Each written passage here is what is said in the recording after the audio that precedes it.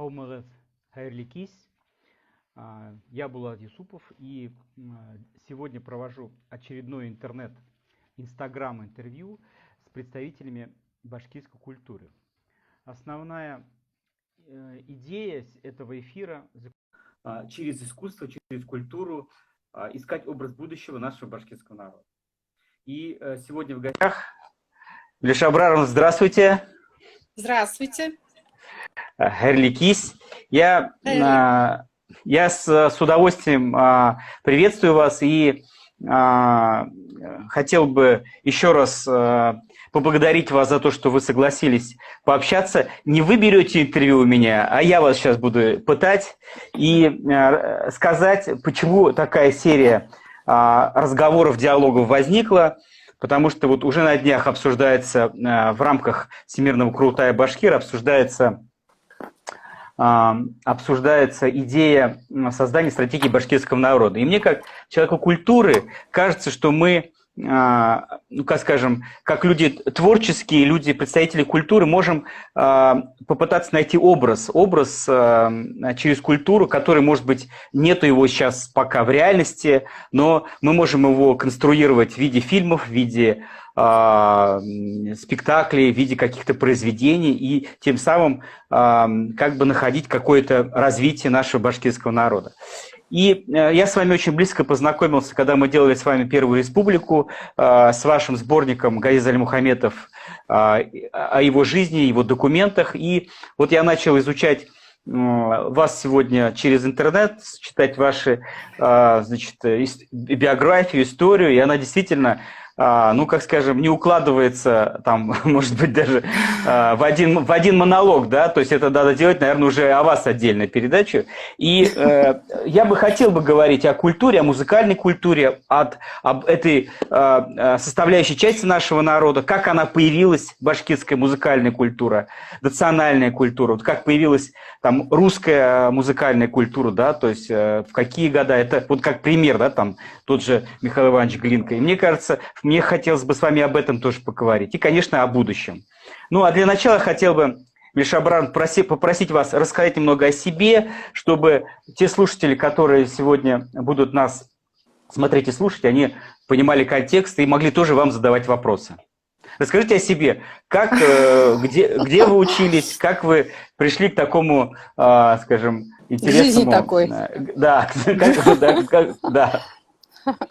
Как я прошла к жизни такой? А давайте, можно я начну немножко с другого? Вот вы начали разговор с образа будущей башкирской культуры, ее настоящего, ее прошлого, что нужно создавать образ будущей культуры. И я бы хотела начать со слов благодарности вам, Булат Тимирович, и вашей команде, сплоченной, вашей дружной, замечательной, талантливой команде, которая уже начала большую работу в этом направлении. Я, конечно, имею в виду ваши фильмы, и в первую очередь фильм наш совместный, к которому я тоже имею счастье быть причастной. Спасибо вам за то, что вы пригласили меня к этой работе.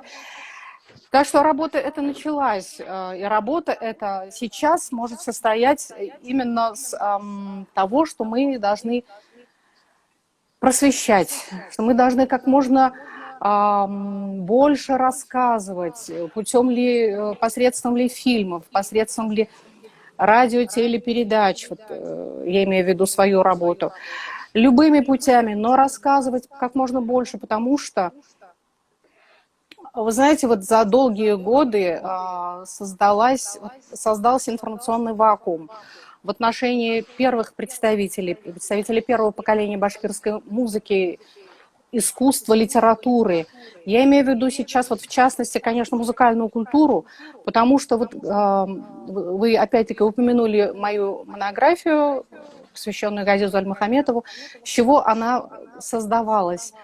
Она создавалась, началом послужило потрясение, удивление, возмущение тем, что, приступив к телевизионному очерку, посвященному Газизу Аль-Мухаметову, я столкнулась с вопиющим отсутствием литературы о профессиональной литературе речи нет. Не было даже популярной литературы, научно-популярной, какой-то вот элементарно ознакомительной, не считая с маленькой брошюрки, созданной Людмилой Петровной Атановой давным-давно.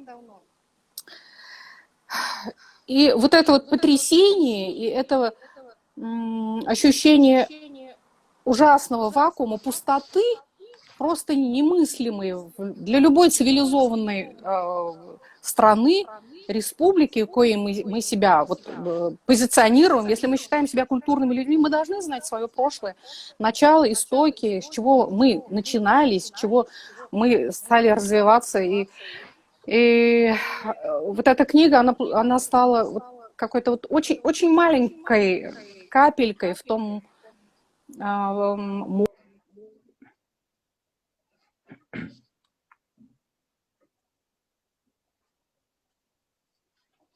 должна существовать, ибо она достойна того, чтобы быть рассказанной. Мы сидим на золоте, мы сидим на сокровищах и не умеем это показать миру, не умеем это рассказать нашим детям, внукам, не умеем гордиться. И я рада, что эта книга появилась вовремя, и она послужила источником для этого фильма. А этот фильм, он сделал гораздо больше, чем книга, поскольку он стал достоянием многих и многих зрителей. Ведь книгу не всякий возьмет, тем более в руки, и будет читать, изучать, тем более, что эта книга специальная, это музыковедческое исследование, музыковедческая литература. А фильм, он рассказывает о сложных вещах простым и доступным языком, красивым языком. Я рада, что в этом фильме прозвучало много музыки Газиза Альмухаметова.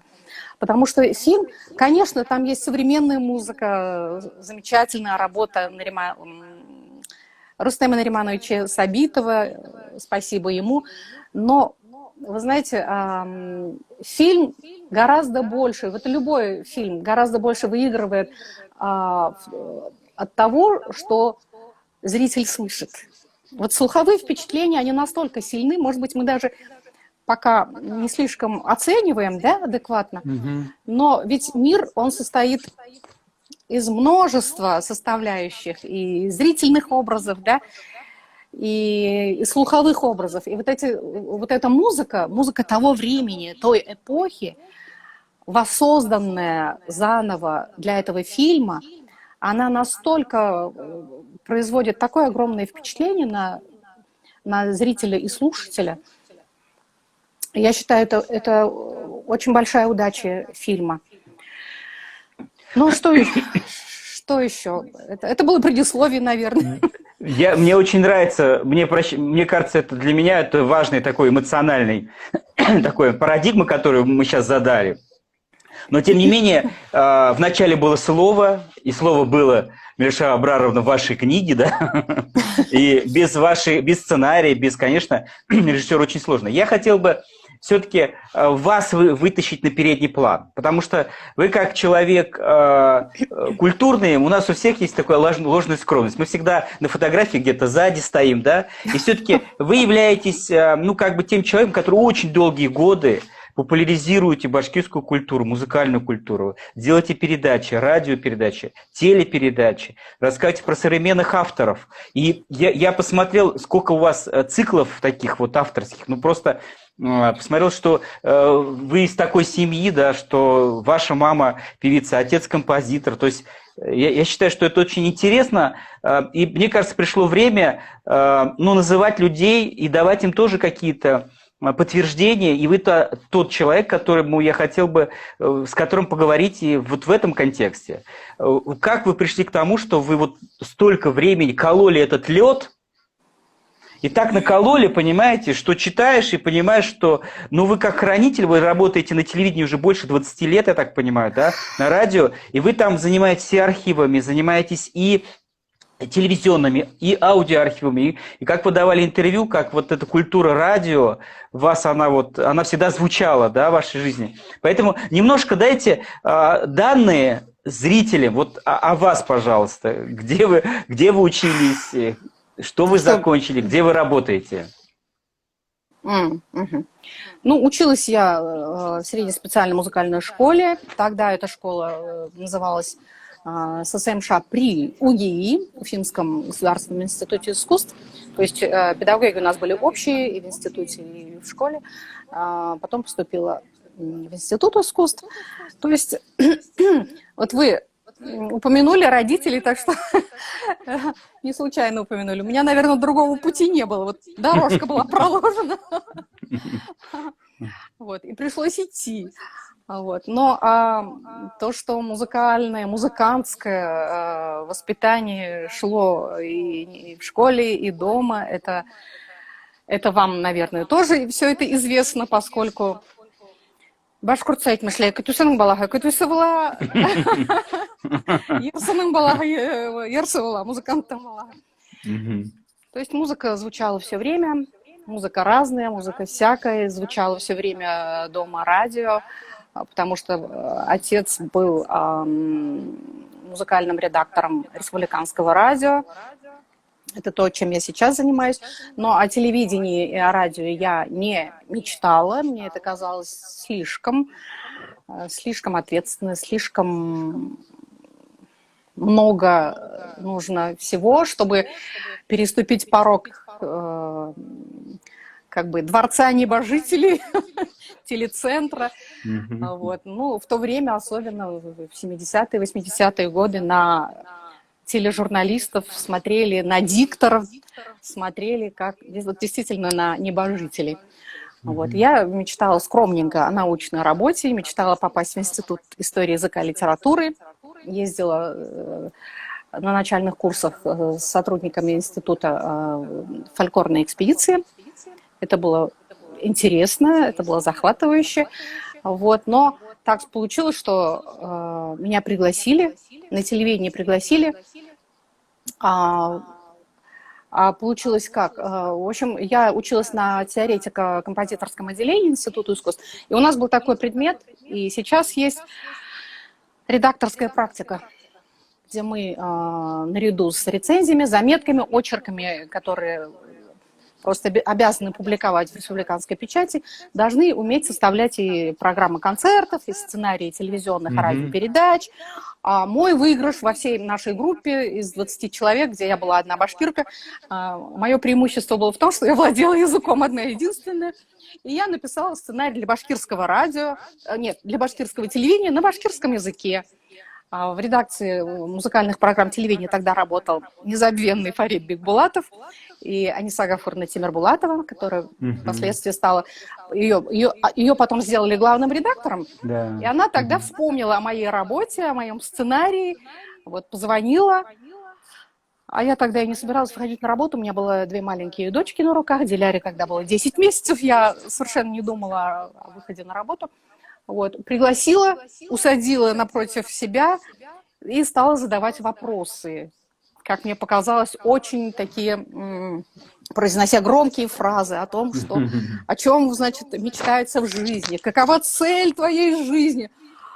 Я как-то немножко растерялась, потом она положила мне бумагу на стол и сказала: так, языком владеем. Музыке училась аж 15 лет, начиная там с 1 класса, заканчивая институтом. Пиши заявление, будешь работать на телевидении.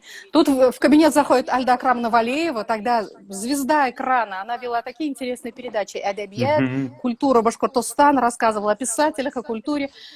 Входит Альда Акрамовна, вот живая такая. Я на нее, значит, думаю, надо же... Входит Амир Габдульманович Абдразаков, от присутствия которого я вообще вжалась в стул и смотрела на него снизу вверх. То есть, одним словом, я не сумела воспротивиться напору Анисы Гафуровны Тимирбулатовой, которая сказала: все, нам нужны музыкальные редакторы со знанием 2 языков. Попробуй. А Юдала Бергеретеляр, вот что было сказано ею. Даже медведя учат танцевать, а уж тебя мы научим. Пером владеешь, писать умеешь. Вот. И даже после этого, в общем, меня приняли тогда директором ГТРК был Салават Амирханович Кильдин, замечательный человек, да. Просто прекрасный человек и замечательный руководитель. Я стала работать, и даже начав работать, я долго сопротивлялась. Я боялась выходить на сцену, на экран. Мгм. И говорю, а можно я буду за кадром? Вот я вот напишу, я сделаю, а на экран пусть выходят дикторы. Но это был как раз 90-й год. Я пришла на телевидение 8 января 90-го года, как сейчас помню эту дату. Тогда не было таких длинных каникул, 8 января это был рабочий день. Вот. И тогда уже начали внедрять такую практику, когда, значит, дикторы стали выходить только на новостные программы, читать новости, а авторские программы должны были вести сами журналисты. Мгм. И вот Аниса Гафуровна буквально пинком заставила меня выйти на экран, причем она была настолько требовательный главный редактор, она могла заставлять переписывать сценарий по несколько раз. Она возвращала бумаги наши, ну тогда от руки же писали, и только после сверки, после редактирования отдавали в Машбюро, где машинистки печатали текст в 6 экземплярах. И вот она порой возвращала совершенно красные листы, заставляла меня по много раз переписывать, а потом в первый день, когда я отправилась на съемку, пригласила меня, сказала, покажись перед тем, как поедешь. Оглядела меня с ног до головы, сняла с себя шарфик, надела на меня, сказала, вот шарфик этого цвета больше подойдет к твоему платью. В общем, вот так вот вела меня по жизни, а дальше уже вот пошло. Мгм. Вот. И после этого я 20 лет проработала на БСТ, потом мне пришлось немножко прерваться на диссертацию, все-таки к науке я пришла, Мгм.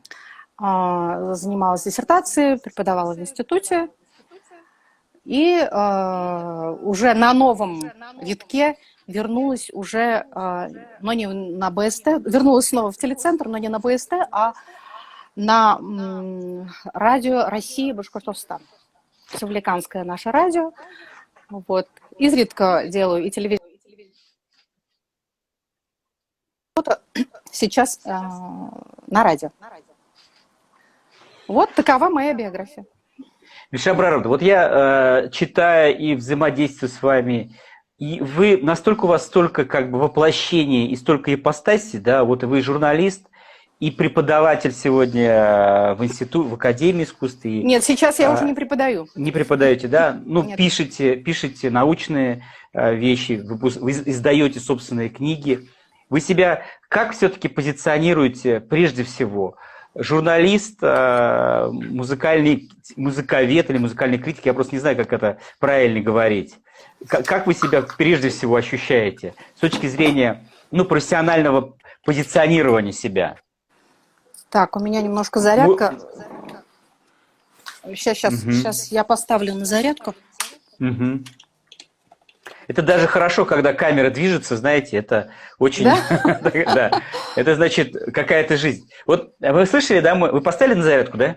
Да, поставила. Да. Вот с точки зрения, чтобы с вами правильно, кем вы себя, как скажем, видите, да, вот музыкальный журналист, или как это, кем вы себя называете, прежде всего? Автор книг, исследователь. Трудно сказать.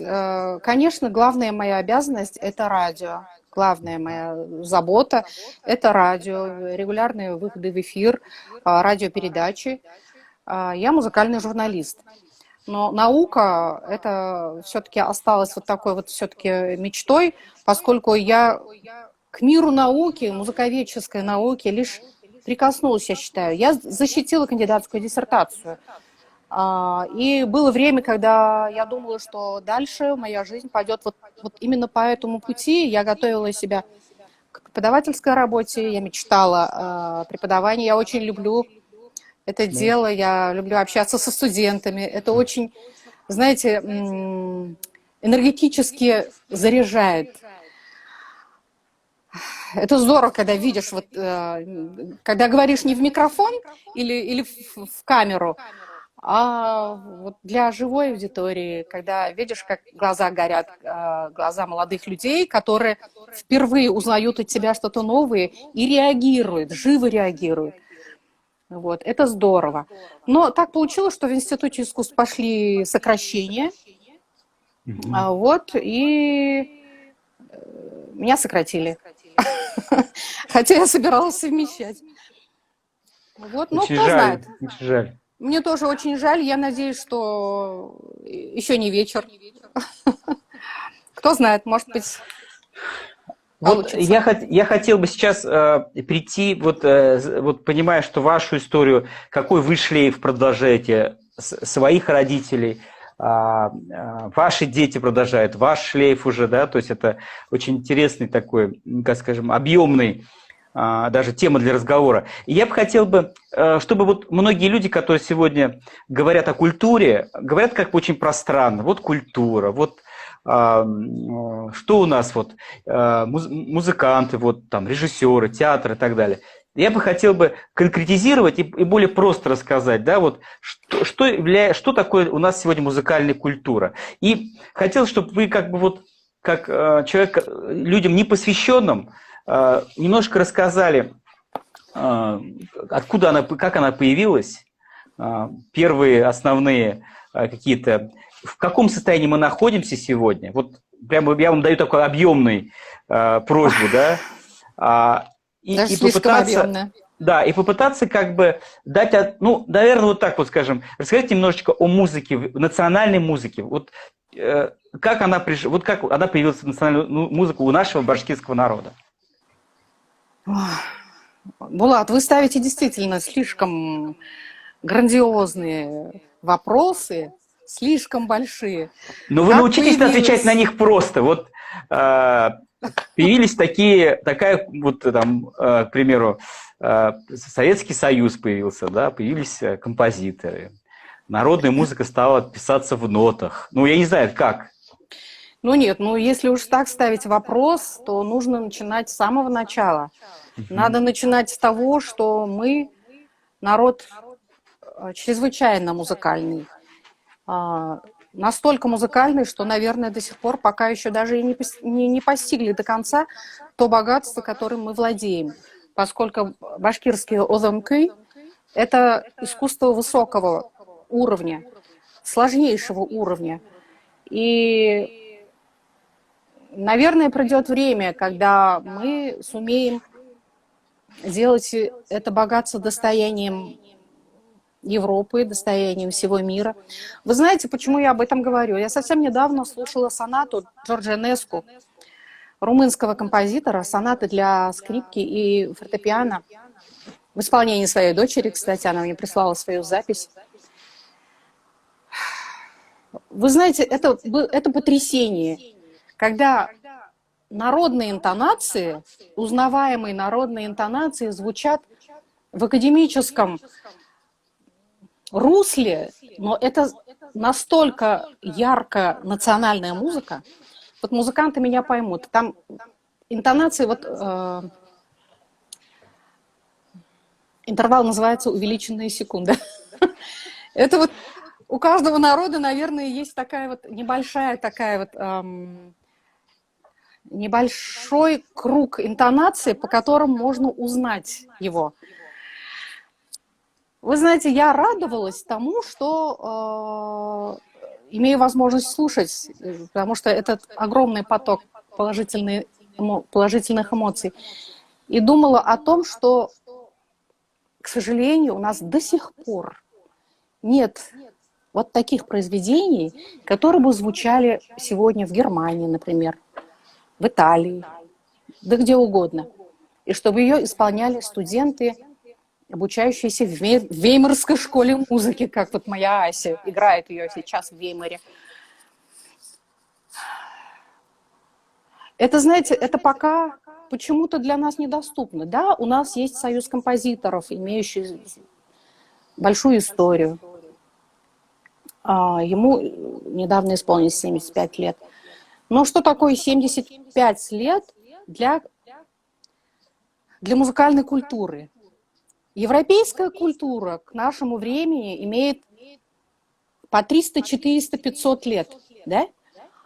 А у нас мы стали создавать профессиональную музыку только в 20-е годы прошлого столетия. То есть 100 лет назад. нет даже 100 лет.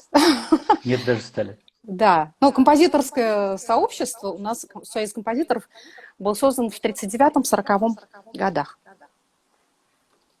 Это, конечно, очень небольшой срок. Но вот в этой ситуации, энергия урымбар, да, вот есть повод для вздохов, охов, для сокрушений. Но есть повод и для радостного осознания того, что мы имеем вот такое богатство, которое ждет своего открытия. И я думаю, что сейчас как раз вот наступает это время. Вот первые трудные 100 лет, они уже скоро пройдут. И наступит время новых поколений композиторов, которые смогут как бы совместить классическую мировую культуру и как бы народное... Нет, предыдущее поколение тоже совмещали. Поколение Газиза Аль-Мухаметова, затем поколение композиторов с консерваторским образованием. Это поколение Загира Исмагилова, Хусаина Ахметова, Мураев Муртазина.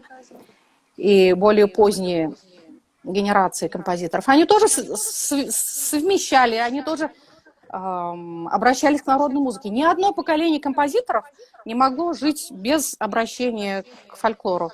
Но как они? Вопрос ведь не в том, что они делали вообще. Вопрос в том, как они это делали. Каждая генерация композиторская, она делала это по-своему. Первые поколения, они обращались к народной музыке и пытались выдать ее, поднять ее на сцену в первозданном виде. В том виде, в каком она существовала в народе. И это было хорошо, поскольку это было впервые. Это надо было зафиксировать, правильно? Это нужно было, да. Нужно было собрать, зафиксировать как-то. Систематизировать как-то, привести в какие-то, ну, как скажем, исполнительские даже форматы, да, чтобы это не просто где-то хранилось. Да, да. Но сейчас к фольклору нужно отношение другое. Его нужно переосмысливать иначе. Его нужно переосмысливать с высоты сегодняшнего дня, с высоты достижений мировой музыки. Понимаете? Вот. И я считаю, что к этому мы только подходим только. Миша Бражовна, вот я вас перебью, извиняюсь, просто чтобы мы буквально вчера разговаривали с Оскаром Амировичем Абдразаковым и говорили как раз о культуре, и он тоже музыкант, и я тоже сказал, вот, что ну, я как бы рассматриваю то время, которое больше я жил, там 90-е годы, 2000-е, живу до сих пор, да, 2020-е. Это как бы 3 разных было этапа. Вот мы как бы, мы нашли, по-моему, какую-то вот мысль, да, вот при периоде, когда был Муртаза Габидович Рахимов, это была такая больше традиционная культура, да, это было больше с опором на национальную базу, то есть вот, насколько я представляю. А потом был период, как бы период Рустема Закича Хамитова, да, это был какой-то период, мне кажется, когда музыкальная культура, начали много приезжать сюда, музыкантов, композиторов, симфонические оркестры. И он сказал, что сейчас, возможно, 3-й этап, когда мы можем нашу культуру выводить, тем более технологические возможности позволяют, когда мы можем искать какие-то международные проекты, делать нашу культуру готовую, как бы, представлять наш народ на международных площадках. Конечно, не забывая про развитие внутреннего, да, то есть внутренней культуры, внутреннего национальной какой-то основы сохраняя. Как вам кажется вот эта идея? Ну, вы знаете, такой несколько странный такой подход, когда во главу угла ставится кто находится у власти. У руля, у власти. Я бы не стала связывать развитие музыкальной культуры. Но они сегодня, понимаете, тем не менее, задается какой-то тренд все равно, да, вот люди, новые этапы приходят все равно, вот мы, и даже вот пандемия, да, она как бы разделила даже на какую-то паузу, все равно вкусы государственных деятелей, да, представителей культуры, аппарата Министерства культуры, они тоже влияют на какие-то тренды, которые есть в культуре. Кому-то нравится, к примеру, хоккей, раньше нравился, да, там, кому-то стал нравиться футбол, все начали развивать футбол, понимаете? То есть придет кто-то из людей, любящих, например, джаз, у нас открывают сразу джазовые фестивали, у нас начинаются как бы джазовые конкурсы. То есть это все равно влияет, мне кажется, Миляша Абраровна. Ну, конечно, влияет, влияет.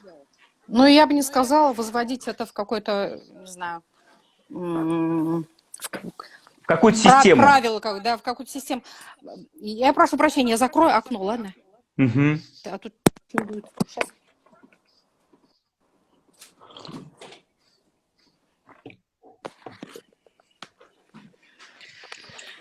Ну, Оскар Амирович является художественным руководителем театра, он был министром культуры, он человек, приближенный к государственным структурам. Ему виднее, он, наверное, лучше в этом ориентируется. А я бы не стала Миляша Абраровна, водораздел между тем, что было, скажем, при Муртазе Рахимове, там только фольклор развивался. А потом, конечно, есть какие-то акценты. Акценты, я не говорю, что только развивался. Но все равно, я извиняюсь, что вас перебиваю, Миляша Абраровна, но вот и раз мы говорим о будущем, да, я пытаюсь как бы найти какую-то парадигму на 2021, 2022, 2023. Как мы видим, все равно что-то изменится. И то, что будет меняться, надо попытаться как-то обратить какие-то мысли-формы, в какие-то слова. Если этого не будет, мне кажется, что мы не будем даже понимать и какие-то планы ставить. Если нет планов, то, соответственно, нету и критериев, что мы достигаем, нету понятия, достигли ли мы это. И в культуре тоже должны быть планы. Мы обсуждаем, к примеру, за круглым столом, я вас заберу пару минут, полминуты буквально. Я говорю, сколько у нас написано книг, национальных книг, к примеру, в прошлом году, позапрошлом и в этом. Просто посмотрите статистически, да? Сколько у нас пьес национальных написано. Пишут ли у нас симфонии? Посмотреть с точки зрения того, куда мы движемся. И если у нас все хорошо, к примеру, да, может, мы зря как бы и, там, скажем, переживаем по этому, или у нас все идет так ровненько на подъем, на развитие, или у нас ухудшается, к примеру, меньше пишется, к примеру, песен, национальных симфоний, опер, да, фильмов снимается. И мне, как человеку-представителю, который в комитете по культуре и СМИ, очень важно зафиксировать с вами тренд, к примеру, в музыкальной культуре. Что там у нас? Улучшение идет или ухудшение, новые идеи. У нас идет какой-то подъем кадровый, зрительский, технический, технологический. То есть для того, чтобы через вас, через ваш аватар попытаться получить реальность. Потому что я исследую и музыкальную культуру, и следующий шаг у меня будет изображение. Я хочу понять, что у нас с живописью, да, вот с живописной культурой. Поэтому я тоже на уровне своего режиссерского, кинематографической отрасли, я тоже говорю, я говорю сравнение, в Татарстане сколько запустили фильмов, сколько здесь, к примеру, да, то есть я говорю, в каком контексте мы развиваемся, и поэтому какие-то формулировки, какие-то концепты, мне кажется, надо поискать, Миляша Абраровна. Вот я с этой позиции. Ну, вы знаете, вы ставите очень широкие вопросы, о которых нужно думать. Я не знаю, как это можно коротко и сказать, коротко сформулировать, потому что это нужно, наверное, попытаться как-то охватить очень широкий круг вопросов. И популярную музыку, и музыку академическую, и музыкальный театр, и музыкальное образование. Я еще свой контекст скажу. Вы знаете, о музыке очень спорят. Есть критики современной ситуации в республике, те, кто критикует. Но я, понимаете, с другой стороны, понимаю, сравнивая себя со своей колокольней, как режиссер, и говоря как кинорежиссер, как кинематографист, я понимаю, что у музыкантов все очень неплохо. Есть институты, есть оркестры симфонические, национальные, из национальных инструментов, есть музыкальные школы, средние, есть в разных городах музыкальные школы, понимаете? То есть есть средние музыкальные школы, есть, ну, как бы скажем, музыкальные группы национальные. Вот с точки зрения. Когда я говорю, а вы посмотрите, что у нас в республике в плане в кино, да, ну, как бы у нас только недавно там киностудия, здание появилось свое, да, у нас только недавно появилась своя тон-студия и павильон. У нас даже нету никаких ни вузов кинематографических, ни факультетов. У нас это намного сложнее.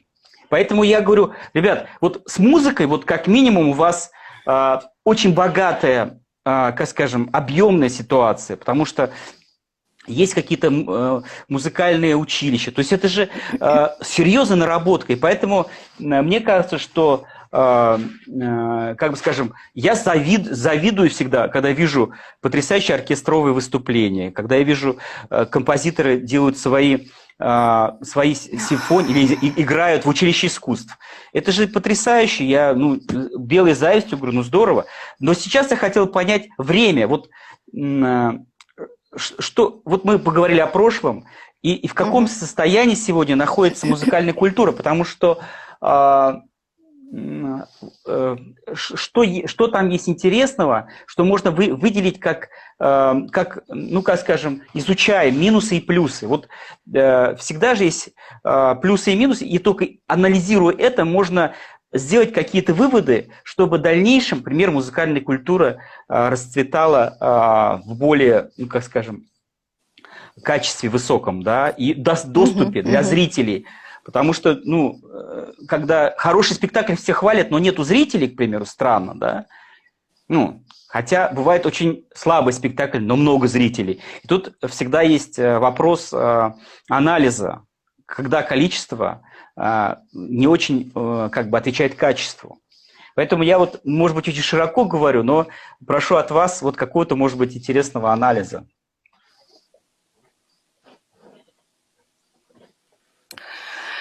Ну, вы правильно говорите, что есть и училище, и институт, и оркестры, и артисты, и творческие силы, все это есть. И каждый на своем месте пытается что-то делать. Но если охватить вот таким вот, как бы с высоты птичьего полета, я бы не сказала, что это все настолько радужно, что даже можно завидовать. Мне, напротив, кажется, что кинематография находится сейчас на стадии подъема, очень мощного подъема, когда видны горизонты, когда есть к чему стремиться. В музыкальной культуре я бы не стала слишком радоваться тому, что мы имеем. Училище есть, да, есть замечательные педагоги, выпускаются прекрасные специалисты, есть институт искусств. Но в каком состоянии сейчас этот институт искусств, я бы очень задумалась, потому что я знаю, в каком состоянии там находится факультет башкирской музыки. Я знаю, что сейчас престиж музыканта упал настолько резко, что институт вынужден брать всех буквально. О конкурсе речи нет. Ведь это катастрофа. Это ужасное положение, когда нет конкурса, когда вот просто может человек с улицы, мягко говоря, придет в институт искусств, потому что он не сумеет поступить в какой-то другой вуз. А в институте искусств его возьмут, потому что там недобор. Это же ужасно. Да. Вот об этом надо говорить. Надо говорить о состоянии музыкального образования в том же институте искусств. Я в училище, об училище не стану брать на себя смелость говорить, но об институте я немножко знаю.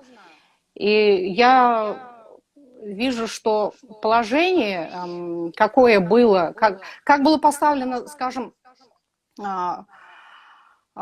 преподавание башкирской музыки в институте искусств в то время, когда я училась, это много-много лет тому назад, и как сейчас. Это ведь, собственно, прошло столько времени, сменились поколения, а ВОЗ и ныне там. Понимаете, да? Вот почему... Миша Абраров, извиняюсь, на самом деле вопрос подготовки это очень важный. Сейчас, как бы мы понимаем, это самый да, важный. то есть, если мы сейчас как бы не видим этой, к примеру, провала, да, то через какое-то время мы это ощутим.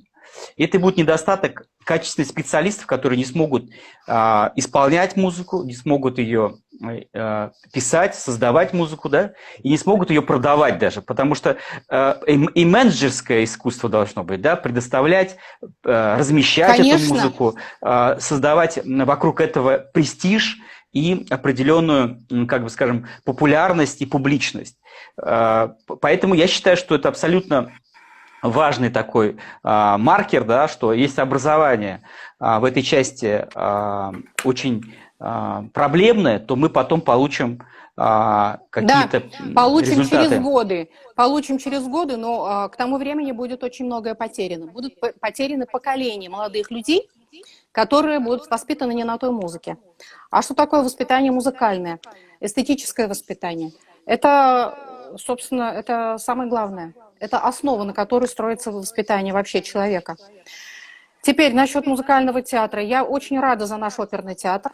Я рада, что там подобралась такая команда профессионалов, которые смотрят вперед, которые смотрят широко. Они в курсе всего, что происходит в музыкально-театральном мире. Но у меня болит душа за то, что в нем идет единственная башкирская опера «Салават Юлаев». А где остальные оперы башкирских композиторов, башкирских авторов? Где новые сочинения? Мне бы хотелось видеть совершенно новые постановки. Я была потрясена тем, как совсем недавно в Казани поставили оперу. Ой, к стыду своему я не помню автора. «Золотая Орда». Постановка очень пышная, очень красивая, костюмированная. Ну, и внимание всего общества было привлечено к этой постановке настолько, что это было преподнесено как национальное достижение, понимаете? Событие, да? Да, событие первостепенной важности. Вот, и остается только вот с белой завистью взирать на соседей, у которых пишется музыка. Я не скажу, что у нас мало талантливых композиторов. У нас есть таланты, есть смело мыслящие композиторы, молодые люди, которые вооружены знаниями. Кстати, композиторского факультета, вот эти слова критики, которые я сейчас произнесла, не относятся. Композиторский факультет, кафедра композиции работает очень хорошо. Выпускают очень-очень хороших специалистов. Вот. Об этом говорят и концерты, фестивали современных композиторов, которые регулярно проводятся в последнее время, особенно последние 2-3 года, регулярно проводятся. И мы там можем услышать столько хорошего, что, наверное, ну, не знаю, вот за эту область музыки можно порадоваться. Но мне бы, опять-таки, вот есть такое слово «но», опять-таки хотелось бы такого же внимания, какое оказывается молодым композиторам, такого же, не меньшего внимания творческому наследию старых наших композиторов. Мне бы хотелось, чтобы проводилось побольше концертов, где бы исполнялась наша музыкальная классика. Сочинения того же Аль-Мухаметова, Камиля Рахимова, Хабибула Ибрагимова. Это такая сокровищница, которую мы не должны забывать. Она теперь нигде не звучит. Ее нужно пропагандировать, ее нужно, знаете, вот насаждать. Среди молодых особенно. Вы знаете, вот мне кажется, что вот развитие должно опираться на какие-то традиции, да, то есть невозможно все время приходить в область и говорить, мы тут первые, до нас ничего не было. И культура – это все-таки одна из дефиниций – это возделывание, взращивание, то есть не убирание, да, а вот ты встаешь на эту базу и создаешь свое продолжение, не отрицая прошлое. И мне кажется, что в этой части наша национальная музыка выиграла бы, если бы действительно бы, как можно чаще наши, не знаю, там, оркестры, больше исполняли какие-то варианты, да, то есть национальной музыки и популяризировали это, потому что без популяризации не будет, как скажем, не будет вот этой обмена с публикой, не будет диалога о том, что Да, не и не будет будет роста. и не будет сравнительной оценки. Вот написал Да. этот современный композитор, посмотрите, а теперь посмотрите, что было раньше, да, и вот мы можем сравнить, ну, как вот в театре, есть фон, есть средний план, есть передний, и невозможно как бы вне контекста давать оценку какому-то музыкальному произведению, и невозможно вне контекста понимать, мы развиваемся, мы расширяемся, мы улучшаем свое качество, мы как бы делаем нашу культуру более, как скажем, ну, более развитой с точки зрения и техники, и исполнения, или нет.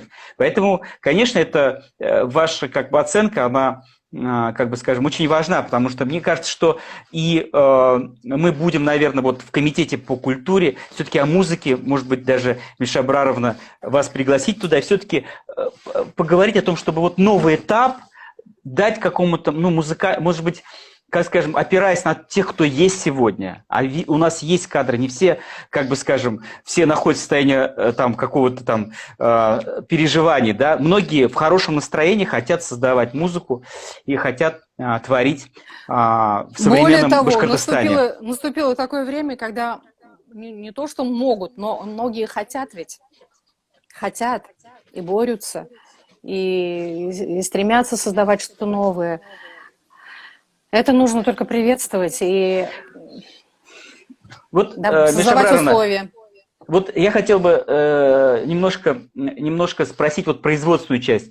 Ведь музыка пишется вот в кабинетах, то есть музыки так таковой вот у нас в кино, к примеру, там постоянно идут поиски сценария, да, то есть вот сценарий – это основа. Вот если не будет, ну, грубо говоря, сегодня там 10 человек писать сценарии, то не будет как бы перехода вот этого сценарного материала литературного, да, в какое-то качество кинематографическое.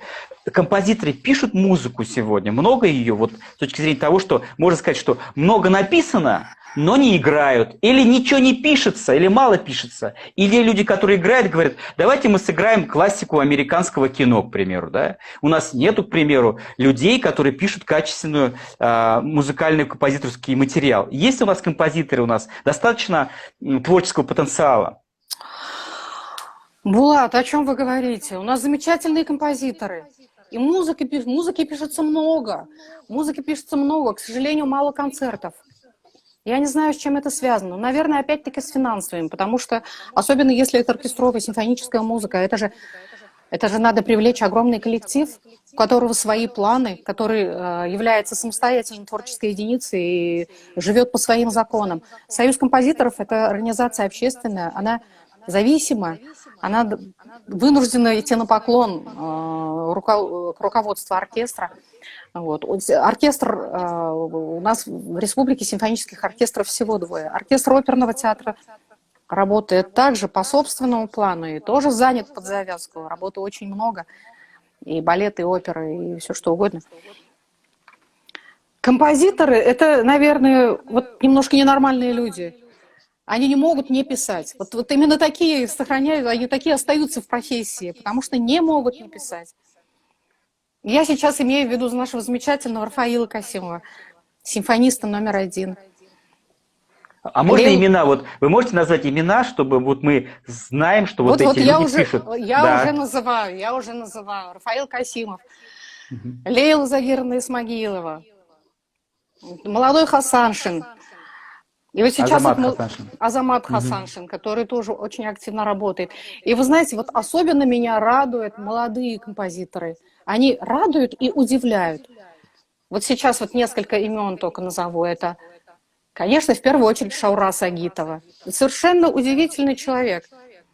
Талантливейший человек, который доступно все. Она может писать разную музыку. Она очень чувствует и очень любит башкирскую музыку, народную, национальную. И создает совершенно замечательные обработки народной музыки. Это Фаниль Ибрагимов, это Веринея Лихачева. Опять-таки совершенно замечательная девочка, русская девочка, которая так тонко понимает башкирские напевы. Я была потрясена, когда услышала ее симфоническое сочинение, не симфоническое, а для оркестра народных инструментов, на темы «Семь девушек». Вот обратилась русская девушка к этой теме. И вы знаете, она подошла совершенно с иных позиций, нежели бы это сделал башкирский композитор. И она сделала это замечательно. Вот разве вот такие вот вещи не могут радовать? Конечно же, радуют. И я надеюсь, что будут еще композиторы, еще более молодые, еще более смелые, дерзающие, несмотря на то, что это неимоверно тяжелый Сложно, труд. конечно, это сложно, потому что это же... Ведь композитор, Да. пока его произведение не будет исполнено, он не может понять, где хорошо и где плохо. Ему это нужно услышать в исполнении живого оркестра. А для того, чтобы собрать один концерт, сколько нужно сил, сколько нужно денег, сколько нужно энергии. И несмотря на это, эти девочки и мальчики, они пишут, они творят. За что им большое спасибо. Я думаю, что они работают на перспективу. Придет время, и они будут востребованы, их музыка будет звучать. Вы знаете, я хотел бы сказать, что вот мы однажды общались с Ларисой Абдулиной, великолепной поэтессой нашей, и я Ларисе сказал, ты знаешь, вот если не будет творчества, не будет производства.